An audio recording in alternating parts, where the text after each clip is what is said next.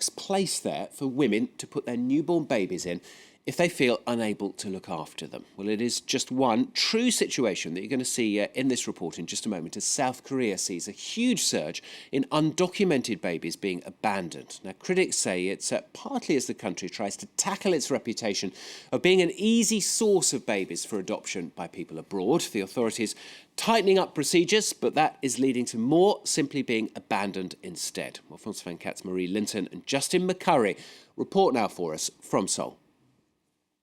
This simple box, placed discreetly in a Seoul backstreet, is the last resort for women who believe they're unable to look after their newborn child.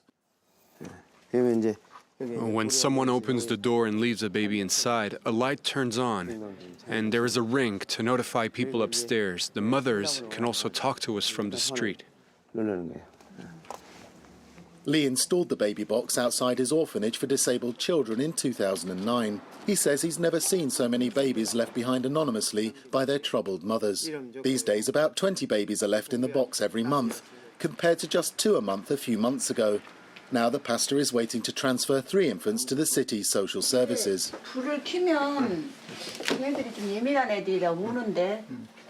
Lee says a recently introduced special adoption law is behind the rise in the number of abandoned babies.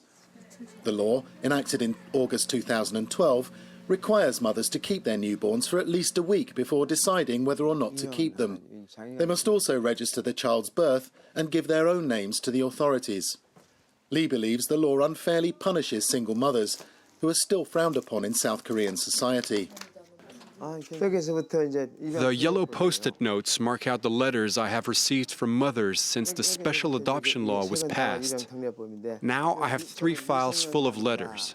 This one reads, "I'm sorry I gave birth to this child. I'm underage, so I cannot register to birth." Since the end of the Korean War in 1953, more than 160,000 South Korean children have been adopted overseas.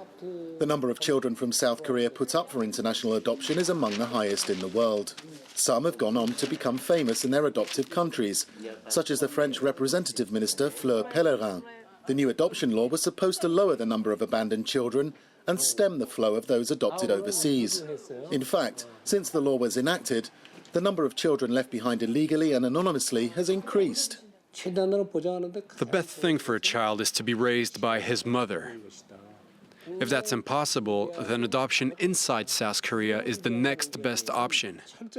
International adoption should be a last resort, and the adoptive parents must undergo thorough background checks. INCAS, an organization for adopted South Koreans, is celebrating the Chinese New Year with those who've returned to South Korea to find out about their past.